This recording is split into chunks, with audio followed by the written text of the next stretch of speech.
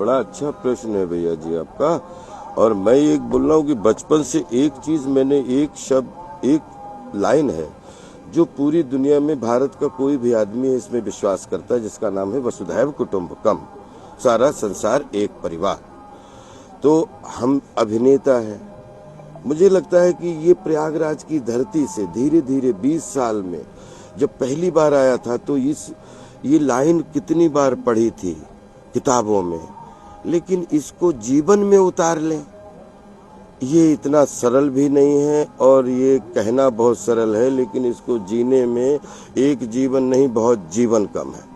लेकिन प्रयागराज में हर साल आके दद्दा जी के सिखाए हुए कुछ ऐसे जीवन दर्शन के प्रैक्टिकल जो चीजें हैं कि बोले कि देखिए, तो उसमें सारा संसार एक परिवार, वसुधैव कुटुंबकम भारतवर्ष की संस्कृति का पहला मूल मंत्र। आप विश्वास करिए, और सोने सुहागा कि मुझे अभिनेता होने का सौभाग्य मिल गया। तो अभिनेता तो वैसे ही नेचर के करीब होते हैं, प्रकृति, जल, जंगल, जमीन, पहाड़ी, पर्यावरण, पर्यटन, इन सब के वैसे इनको सबको अपना गहना मानते हैं। तो मैं इस जन्म में नहीं, 500 जन्म तक मैं धन्यवाद देना चाहता हूँ कि मुझे आध्यात्मिकता के लिए इस तरीके के मंच मिले, जहाँ मेले मिले, जहाँ मुझे जीवन सीखने को मिला, दर्शन सीखने को मिला। और दुनिया के भारतीय सिनेमा से लेके अंतर्राष्ट्रीय सिनेमा तक हर मंच से प्यार मिल रहा है। और हर मंच की जो है बोलते हैं कि कहीं भी जिसके साथ काम किया या जिसके साथ काम नहीं किया, लेकिन लाड़ प्यार दुलार हर डायरेक्टर, हर निर्देशक, हर प्रोड्यूसर, हर राइटर से मिला। तो और साथ में जो एक बोलते हैं हम कि राह तो वो है जिसने, कोई तो है ऊपर वाला जिसने आंखें बनाई हैं, वो राह है। नहीं तो बगैर पेट्रोल की इतनी देर से अपन एक दूसरे के साथ बोल रहे हैं, अगर एक सेकंड की गड़बड़ हो जाए तो अभी आप हमें अस्पताल लेके जाओगे। और या मतलब, और भगवान न करे सब 100-150 साल जिए, मैं 125 साल जीना चाहता हूँ।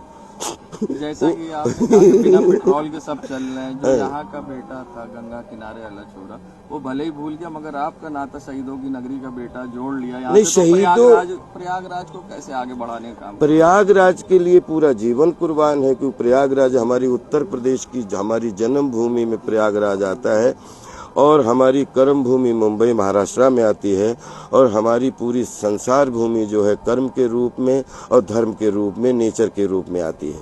मैं प्रयागराज की धरती से जो जुड़ा तो दद्दा जी की वजह से, और अब लेटे हुए हनुमान जी से, बेड़ी माधव जी से ही प्रार्थना करता रहता हूँ कि कोई ऐसी गलती कभी जीवन में, इतनी सद्बुद्धि जरूर दीजिएगा जीवन के झंझा बातों में, कि गुरु महिमा हमेशा, गुरु का जो श्रेष्ठ स्थान है वो याद रहे, माता पिता का स्थान याद रहे, और कुल देवी देवताओं का स्थान याद रहे।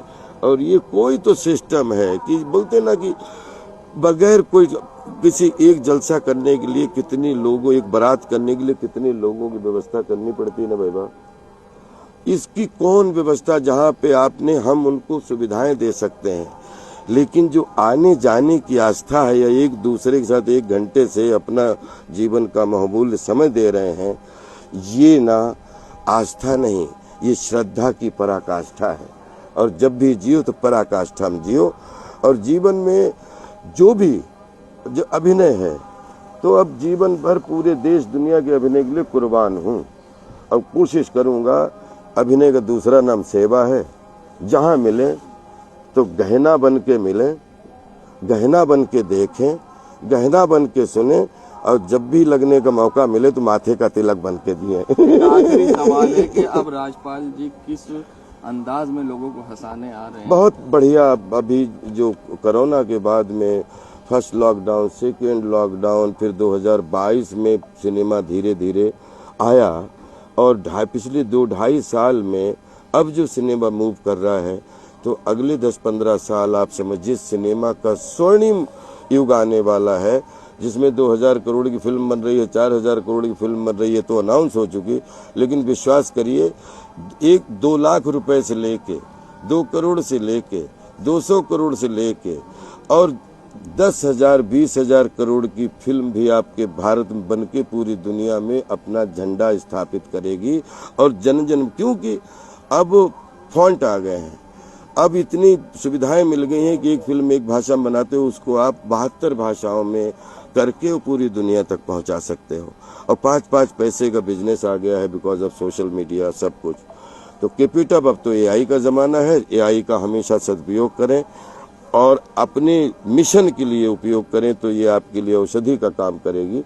और अगर एआई के साथ खिलवाड़ किया तो फिर विश्वास करिए, फिर आपके साथ वो खेल होगा जो आपको समेटना मुश्किल हो जाता है। तो बबूल बोओगे तो कभी भी बबूल ही मिलना है, और आम बोओगे तो आपको आम ही मिलना है। फैसला आपके हाथ में है।